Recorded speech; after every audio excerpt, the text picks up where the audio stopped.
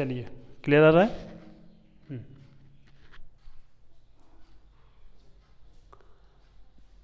Good morning. ये class 7 का आपका क्लास है। 7th में हम लोग आज पढ़ने जा रहे हैं लाभ और हानि के बारे में। फर्स्ट क्लास आपका है। हम लोग जिस बुक से पढ़ने जा रहे हैं वो बुक आपका है सरल गणित, डॉक्टर के सी सिन्हा का। ठीक है, चलिए तो हम लोग बातों को जल्दी जल्दी शुरू कर लेते हैं, चीज़ों को। ठीक है, हम लोग जो है क्लास 7 का जो है चैप्टर लाभ हानि ये पढ़ने जा रहे हैं। पहला डे है ये आपका आज। ठीक है, सरल गणित बुक से। ठीक है, तो सबसे पहले हम लोग समझेंगे कि लाभ और हानि होता क्या है ना। लाभ और हानि ये चैप्टर आपका है। क्या है चैप्टर? लाभ और हानि। ठीक है, लाभ को अंग्रेजी में बोलते हैं प्रॉफिट। क्या बोलते हैं? प्रॉफिट। और को तो एंड बोलते हैं, हानि को लॉस बोलते हैं। तो ये आपका पहला चैप्टर है, प्रॉफिट एंड लॉस। क्या है? Profit and loss. ठीक है, चलिए तो पहला जो पॉइंट आपको पढ़ना है क्रय मूल्य के बारे में पढ़ना है। किसके बारे में? क्रय मूल्य के बारे में। ठीक है, चलिए पहला जो पॉइंट है क्रय मूल्य पढ़ना आपको। तो पहला पॉइंट पढ़ेंगे क्रय मूल्य के बारे में। क्रय मूल्य को अंग्रेजी में बोलते हैं कॉस्ट प्राइस। क्या बोलते हैं? Cost price. क्रय मूल्य को अंग्रेजी में बोलते हैं कॉस्ट प्राइस, है ना। पर इसका डिफिनेशन लिख देते हैं हम लोग जल्दी जल्दी में, है ना। कॉस्ट प्राइस क्या होता है? तो कॉस्ट प्राइस होता है कि कोई वस्तु जिस मूल्य पर खरीदी जाती है, जिस मूल्य पर खरीदी जाती है खरीदी जाती है ना। कोई वस्तु जिस मूल्य पर खरीदी जाती है उस मूल्य को क्या कहते हैं? उस वस्तु के लिए, है ना, या उस वस्तु का क्रय मूल्य कहते हैं। क्या कहते हैं? क्रय मूल्य कहते हैं। आ रहा है बात समझ में? ठीक है, क्रय मूल्य कहते हैं। चलिए, यानी कोई वस्तु आपने खरीदा 5 रुपए में, कोई वस्तु आपने खरीदा 5 रुपए में, वो 5 रुपया क्या हो गया? आपके लिए क्रय मूल्य हो गया उस वस्तु का, है ना। आ रहा है बात समझ में? चलिए तो इसको जो है संकेत में, है ना, क्रय मूल्य को संकेत में क्या लिखते हैं? हिंदी में अगर लिखना हो तो क्रय मूल्य इस तरह से लिखते हैं, है ना, क्रय मूल्य। और अंग्रेजी में लिखना हो तो कॉस्ट प्राइस में से सी निकालेंगे और पी निकालेंगे, यानी सीपी लिखते हैं। आ रहा है बात समझ में? सीपी लिखते हैं। जिस वस्तु पर आप जिस वस्तु को जिस मूल्य पर खरीदते हैं वो मूल्य क्रय मूल्य कहलाता है। फटाक से स्क्रीनशॉट ले लीजिए जल्दी से। हो गया? हाँ, तो क्रय मूल्य बहुत भारी नहीं है, बहुत ज़्यादा ये कुछ नहीं है, इसलिए इस पर ज़्यादा समय नहीं बिताते हैं हम लोग, है ना। दूसरा पॉइंट हम लोगों का है विक्रय मूल्य। क्या है? विक्रय मूल्य। ठीक है, चलिए फटाफट उसको भी देख लेते हैं, है ना। अभी क्या है, हम लोगों के लिए बहुत बुरा समय है लॉकडाउन का। तो लॉकडाउन में सरकार ने मना किया है ना। व्यवस्था जो है हमारी व्यवस्था, सरकार ने बताया कि घर से बाहर नहीं निकलना। सरकार ने ये तो नहीं कहा कि पढ़ना नहीं है ना। तो घर से बाहर नहीं निकले, लेकिन पढ़ाई जरूर कीजिए। ठीक है, पढ़ाने के लिए मैं हूँ, पढ़ने के लिए आप, तो तैयार रहें। और इस कठिन परिस्थिति में भी हम लोग काफ़ी अच्छा से अच्छा कर सकते हैं। ठीक है, हाँ। दूसरा आपका है विक्रय मूल्य। क्या है? विक्रय मूल्य। इसको बोलते हैं सेलिंग प्राइस। क्या बोलते हैं? Selling price. चलिए, है ना, सेलिंग प्राइस। इसको लिख लेते हैं जल्दी जल्दी में, पहले डेफिनेशन उसके बाद समझेंगे, है ना, कि कोई भी वस्तु, है ना, जिस मूल्य पर बेची जाती है, जिस मूल्य पर बेची जाती है, जिस मूल्य पर बेची जाती है ना, बेची जाती है। चलिए, उस मूल्य को क्या कहते हैं? उस वस्तु के लिए, है ना, उस वस्तु के लिए क्या कहेंगे? विक्रय मूल्य कहते हैं, या उस वस्तु का विक्रय मूल्य कहते हैं। उस वस्तु का विक्रय मूल्य कहते हैं। विक्रय मूल्य कहते हैं। आ रहा है बात समझ में? विक्रय मूल्य कहते हैं। समझेंगे इस चीज को कि क्या है यहाँ पर।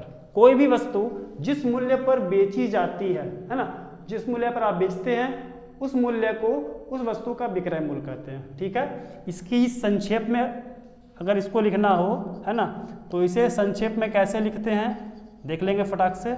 इसे संक्षेप में विक्रय मूल्य है ना, तो वी लिख करके यहाँ पर ऐसे है ना विक्रय मूल्य, या अगर अंग्रेजी लिखना होगा तो SP लिखते हैं है ना। संक्षेप में ऐसे इसको लिखा जाता है, शॉर्टकट जिसको हम लोग बोलते हैं है ना। पूरा विक्रय मूल्य ना, पूरा ये ना लिख करके विक्रय मूल्य सेलिंग प्राइस ना लिख करके SP लिखते हैं। आ रहा है बात समझ में? स्क्रीनशॉट ले सकते हैं जल्दी से आप, जल्दी जल्दी फटाफट। चलिए, हो गया?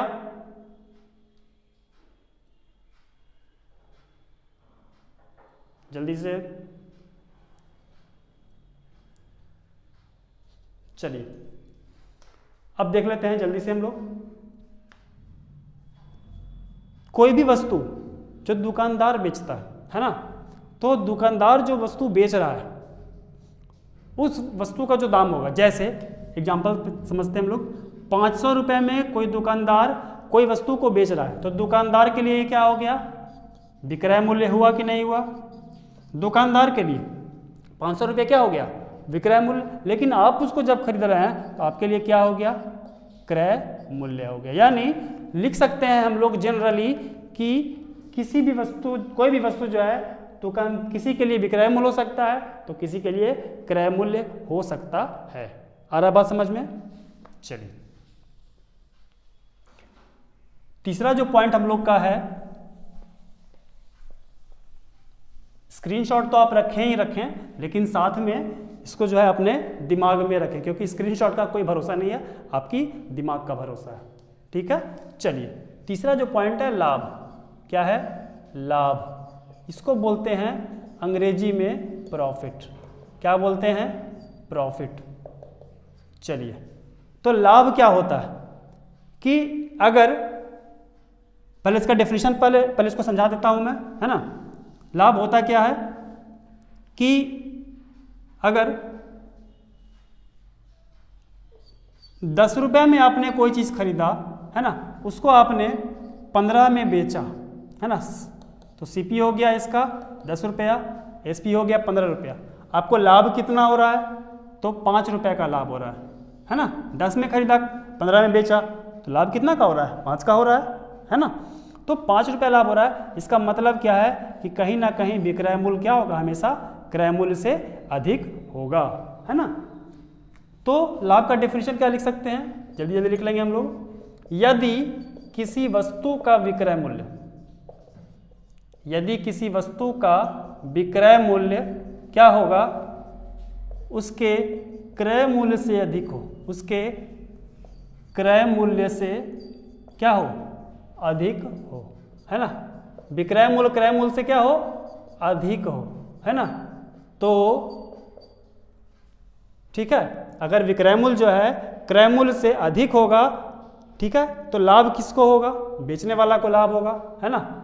तो बेचने वाले को क्या होता है? लाभ होता है। बेचने वाले को क्या होगा? लाभ होगा, लाभ होता है। आ रहा है बात समझ में? लाभ का हम लोग निकाल सकते हैं। लाभ बराबर क्या होता है? विक्रय मूल्य माइनस क्रय मूल्य। इसका फॉर्मूला बन गया, है ना। क्योंकि लाभ जो हम लोग निकाले वो कहाँ से निकाल रहे हैं? तो विक्रय मूल्य में से क्रय मूल्य माइनस कर रहे हैं, तभी ना। 15 में से 10 माइनस किए तभी तो 5 आया। आ रहा बात समझ में? 15 में से 10 माइनस किए तभी तो 5 आया। यानी विक्रय मूल्य से क्रय मूल्य क्या कर रहे हैं? घटा रहे हैं। ठीक है, चलिए, स्क्रीनशॉट ऊपर का ले सकते हैं, है ना। नीचे वाला का छोड़ दीजिएगा, इसका तो नहीं लेना है ना। चलिए, वो तो एग्जाम्पल था आपका, जल्दी से स्क्रीनशॉट ले लीजिए। चलिए, आ रहा है बात समझ में? चलिए, तो इसी प्रकार आपका लाभ का तो हो गया। अब इसी प्रकार आपका मैं हानि का बता देता हूं, है ना। चलिए, चौथा पॉइंट यहां पर आपको हानि कर लेते हैं, लॉस, है ना।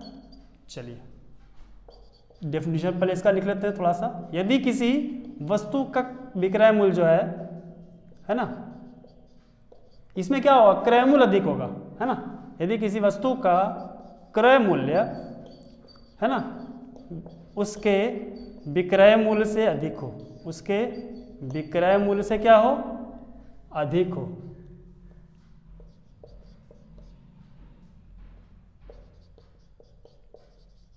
अधिक हो, तो बेचने वाले को क्या होगा, हानि होगा।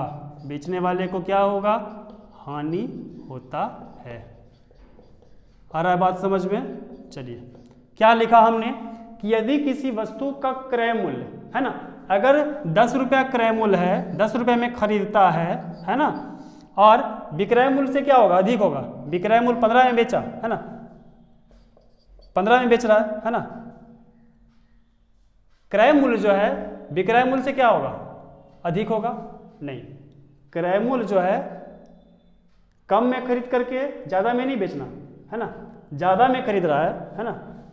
यहाँ पे इस तरह से होगा कि अगर 15 में खरीद रहा है, 15 रुपये में, और उसको 10 रुपये में बेच रहा है ना, तो विक्रय मूल्य क्या होगा, अधिक होगा, है ना। वस्तु का क्रय मूल्य, है ना, वस्तु का जो क्रय मूल्य है वो किससे अधिक होगा, विक्रय मूल्य से अधिक होगा। वही चीज़ लिखा है ना कि यदि किसी वस्तु का क्रय मूल्य, है ना, क्रय मूल्य, है ना, विक्रय मूल्य से क्या है, ज़्यादा है कि नहीं ज़्यादा है, ज़्यादा है। क्रय मूल्य जो है विक्रय मूल्य से ज़्यादा है। आ रहा है बात समझ में। तो बेचने वाला को क्या हो जाएगा, हानि होगा। क्या होगा, हानि होगा। चलिए, तो इसके बाद हम लोग जल्दी जल्दी देख लेते हैं, है ना। इसका फार्मूला क्या हो सकता है, क्या हो जाएगा, यहाँ पर फार्मूला हो जाएगा आपका हानि बराबर क्या हो जाएगा, क्रय मूल्य माइनस विक्रय मूल्य। हानि बराबर क्या हो जाएगा, क्रय मूल्य माइनस विक्रय मूल्य। ठीक है। चलिए, स्क्रीनशॉट आप ले सकते हैं जल्दी से, है ना, जल्दी जल्दी स्क्रीनशॉट ले सकते हैं आप। चलिए, अब हम लोग देखने जा रहे हैं ऊपरी व्यय। क्या देखेंगे, ऊपरी व्यय। ठीक है।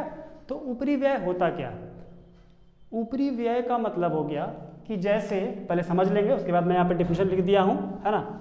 तो पहले इसको समझ लेंगे कि अगर बाय द वे कोई दुकानदार 1000 रुपये में किसी वस्तु को खरीदता है, ठीक है, उसके ऊपर वो 20 रुपये, ये 1000 रुपया क्या हो गया, उसका क्रय मूल्य हो गया।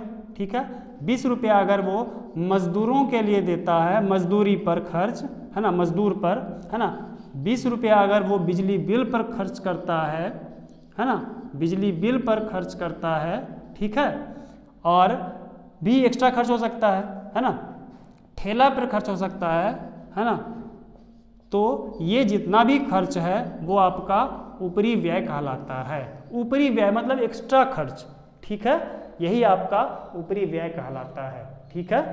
हाँ, तो ये डेफिनेशन मैंने यहाँ पर बोर्ड पे भी लिखा है, आप इसको देख ले जल्दी से कि ऊपरी व्यय क्या होता है। इसको अंग्रेजी में ओवरहेड बोलते हैं। क्या बोलते हैं, ओवरहेड बोलते हैं। तो यहाँ लिखा हुआ है कि दुकानदार या विक्रेता, है ना, दुकानदार या विक्रेता को वस्तु को खरीदने के अलावा, वस्तु जब खरीदा उसके अलावा, उसके बाद, है ना, उसकी मजदूरी, उसके बिजली बिल पर खर्च, है ना, स्टाफ खर्च इत्यादि देने होते हैं, है ना।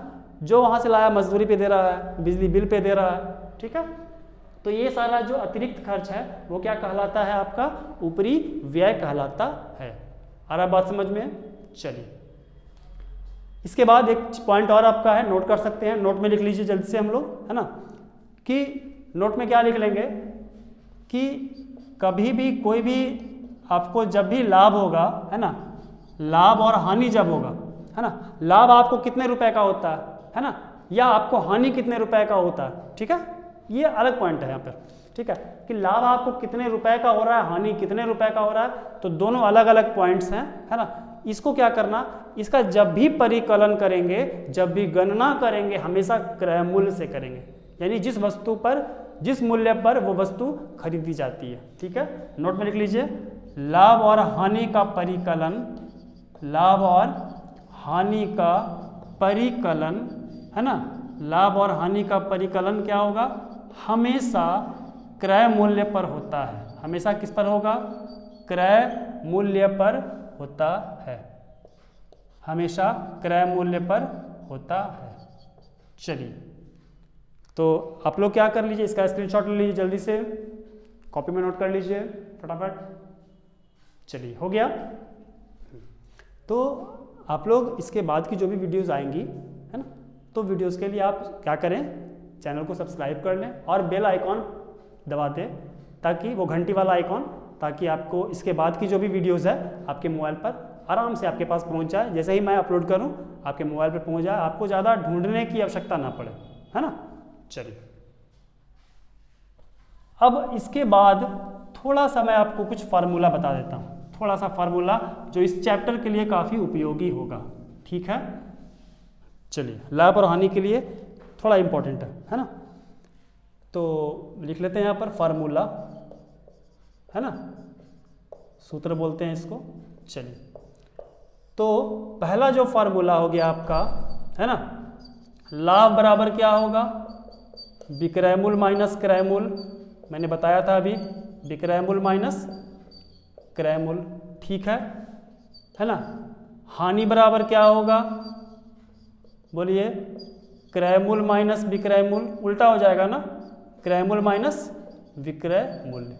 ये दो फार्मूला अगर आप दिमाग में रख लेते हैं, अगर ये दो फार्मूला आप दिमाग में रख लेते हैं, तो आप लाभ परसेंट और हानि परसेंट का फार्मूला निकाल सकते हैं बिल्कुल आसानी से। कैसे, वो देख लेते हैं जल्दी से हम लोग। लाभ परसेंट बराबर निकालना है ना, तो लाभ है तो लाभ, है ना, लाभ परसेंट निकालना है तो लाभ गुना 100 और बटा में क्रय मूल्य। ठीक है। चौथा जो पॉइंट आपका है हानि प्रतिशत। क्या है? हानि प्रतिशत। हानि गुना 100 बटा क्रय मूल्य, है ना। मैंने अभी बताया था कि क्रय मूल्य पर हमेशा लाभ और हानि प्रतिशत ऐड होगा, है ना।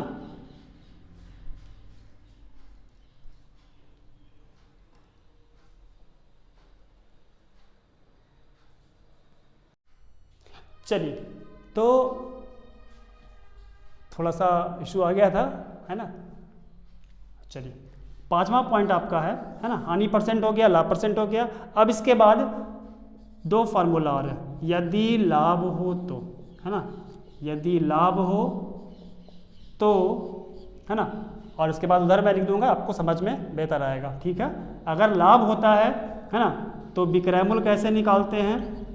विक्रय मूल्य बराबर क्या हो जाएगा, है ना, क्रय मूल्य इंटू 1 प्लस लाभ प्रतिशत बटा 100, है ना। ये हो गया क्या आपका विक्रय मूल्य का फॉर्मूला, अगर लाभ होगा तो। ठीक है। चलिए, विक्रय मूल्य बराबर क्रय मूल्य इंटू 1 प्लस लाभ परसेंट बटा 100, है ना। अगर इसी का क्रय मूल्य निकालना होगा आपको, है ना, तो क्रय मूल्य कैसे निकालेंगे? 100 गुना विक्रय मूल्य बटा 100 जोड़ लाभ प्रतिशत, जोड़ लाभ प्रतिशत। ठीक है। और इसी से रिलेटेड आपका छठा पॉइंट है, यहाँ पर मैं आपको लिख देता हूँ, दोनों एक ही तरह का है इसीलिए, है ना। अगर हानि हो, है ना, यदि हानि होती है, यदि हानि हो तो विक्रय मूल्य कितना हो जाएगा? बोलिए, मैं लिख देता हूँ, उसका समझ लेंगे आप, है ना। क्रय मूल्य इंटू 1 माइनस हानि परसेंट बटा 100। आ रहा है बात समझ में? चलिए, क्रय मूल्य बराबर क्या हो जाएगा? 100 गुना विक्रय मूल्य बटा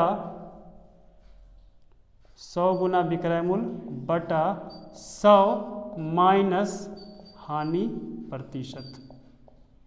इसका स्क्रीनशॉट फटाक से ले लीजिए जल्दी से, जल्दी जल्दी जल्दी जल्दी। चलिए, हो गया। तो इसके बाद हम लोग नेक्स्ट क्लास में मिलते हैं। Okay, take care. Okay, bye bye.